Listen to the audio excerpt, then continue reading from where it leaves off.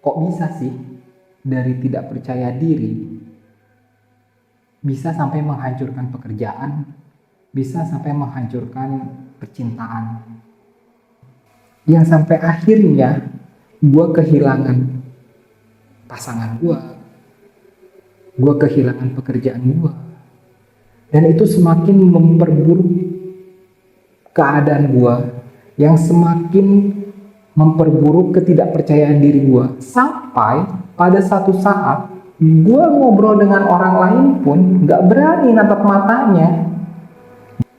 Terus gimana gue bisa sampai ada saat ini bisa ngobrol depan kamera, bisa berbagi dengan teman-teman netizen semua? Apa sih yang gue lakuin? Gue akan berbagi tips di sini.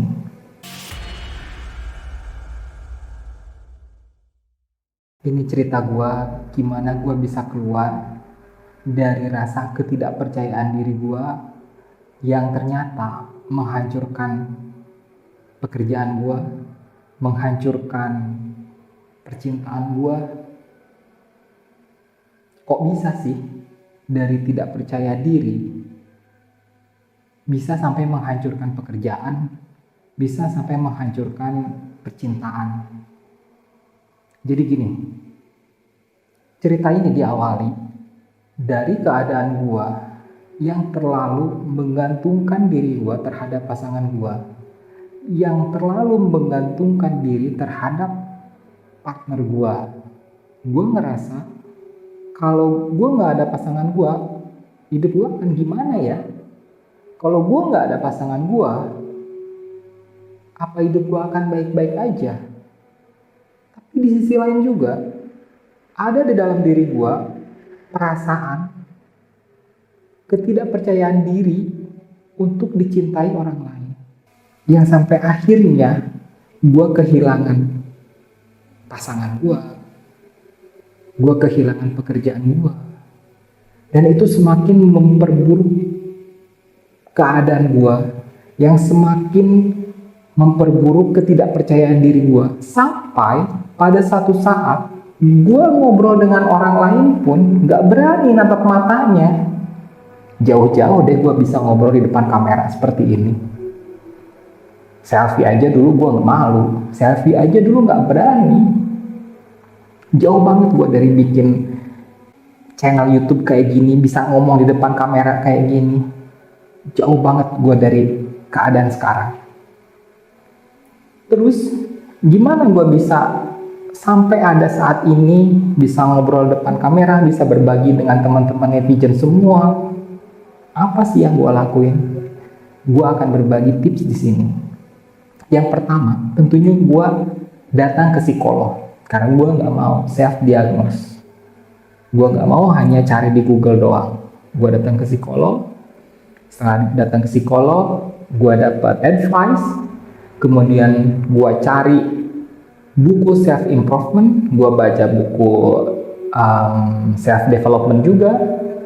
Dan menariknya gini teman-teman netizen, gue menemukan satu kalimat yang kalimat ini sangat powerful, yang menghantarkan gue sampai ada di posisi sekarang ini, yaitu self love. Self love ini sangat powerful buat diri gue sampai bisa ngomong depan kamera, berbagi dengan teman-teman netizen semua. Ketika gue udah melakukan self love, pekerjaan gue meningkat lagi. Gue lebih percaya diri ketemu orang. Gue lebih percaya diri ketika ngobrol dengan klien gue. Gue lebih percaya diri ketika bertemu dengan lawan jenis. Merubah semua kehidupan gue sampai gue ada di titik ini, bisa berbagi di depan kamera. Karena yang pertama gue lakuin itu adalah self love. Apa sih self love itu? Apa self love yang gue lakuin? Yang pertama yang diajarin sama psikolog gue yaitu butterfly hug. Butterfly hug. Gue berterima kasih sama diri gue sendiri yang udah kuat nemenin gue sampai saat ini. Terima kasih ya diri. kamu udah kuat nemenin gue sampai saat ini. Terima kasih hari ini sudah berjalan, melangkah jauh, menemani kuliah, menemani bekerja. Udah pernah belum teman-teman netizen di sini melakukan butterfly hug, berterima kasih sama diri sendiri? Coba deh lakuin. Itu akan membuat lebih tenang. Self love kedua yang gue lakuin itu adalah gue lebih fokus sama diri gue sendiri. Gue ngurus diri gue mulai menjaga pola makan, gue mulai menjaga pola hidup, gue mulai belajar untuk skincarean. Bukan untuk wajah gue jadi glowing, tapi ini bentuk gue menghargai dan mencintai diri gue sendiri. Gue pergi nge-gym bukan untuk badan gue seperti atlet-atlet binaraga, tapi ini bentuk gue menyayangi, mencintai diri gue sendiri. Jadi semua yang gue lakuin saat ini hanya untuk diri gue sendiri. Self love itu berbeda dengan narsisism, egois yang hanya mementingkan dirinya sendiri. Self love bukan seperti itu, tapi self love itu menghargai diri kamu agar diri kamu selalu menjadi yang prioritas atas apapun itu. Jadi self love itu mengajarkan pentingnya prioritas diri kamu atas yang lainnya. Ketika kamu sudah bisa self love, kamu tidak akan mudah menerima ajakan orang lain. Kamu tahu prioritas kamu apa. Prioritas kamu itu siapa? Diri kamu, pekerjaan kamu, karir kamu, kuliah kamu. Self love bisa membentengi kamu dari sifat-sifat people pleaser yang mudah menerima ajakan. Karena kamu tahu prioritas kamu itu adalah diri kamu sendiri. Terus yang ketiga, yang gue lakuin adalah ketika gue deket dengan lawan jenis, ketika gue mempunyai pasangan, gue jadi nggak tergantung lagi atau nggak menggantungkan lagi diri sama pasangan gue.